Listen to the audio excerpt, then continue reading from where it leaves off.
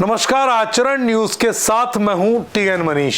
मध्य प्रदेश के मुख्यमंत्री डॉक्टर मोहन यादव ने सख्ती के साथ पूरे प्रदेश में ये निर्देश दिए हैं कि कोई भी किसान अपने खेतों में मौजूद पराली यानी नरवाई को नहीं जलाएगा। उसके बावजूद ग्वालियर चंबल अंचल में पराली जलाने के एक दो नहीं सैकड़ों मामले सामने आ रहे हैं। इसके लिए प्रशासन जुर्माना भी कर रहा है। इसके बावजूद लापरवाही लगातार जारी है और इसका नतीजा रहा कि पिछले दिनों चिनौर इलाके में जबरदस्त आग भड़क चुकी थी। दरअसल इस वक्त धरती का सोना यानी गेहूं की फसल को काटा जा चुका है।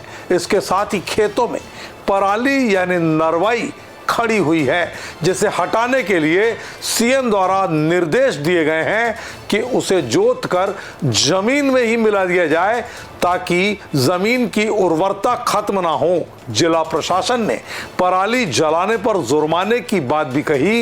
इसके बावजूद किसानों ने जो लापरवाही बरती है जिसके कारण सैकड़ों बीघा खेतों में आग लगने के मामले सामने आ रहे हैं। 48 घंटे के अंदर ही भितरवार विधानसभा, डबरा विधानसभा क्षेत्र सहित ररुआ गांव में पराली जलाने के कारण घरों तक आग की लपटें पहुंच गई थी, लोग तक झुलसे। उसके बावजूद पराली जलाने के मामले सामने आ रहे हैं। इस मामले में ग्वालियर कलेक्टर रुचिका सिंह चौहान ने ये बताया कि प्रशासन ने अब तक 3 लाख से अधिक का जुर्माना वसूला है।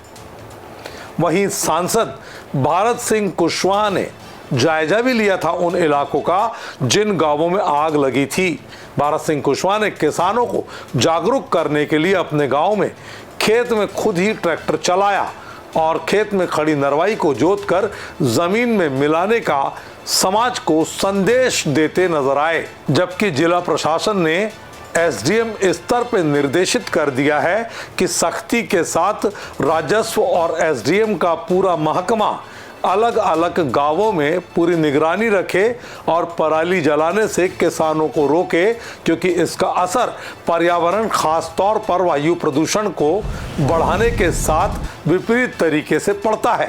मिट्टी की नमी को भी ये खत्म करता है, फसल का उत्पादन प्रभावित करता है।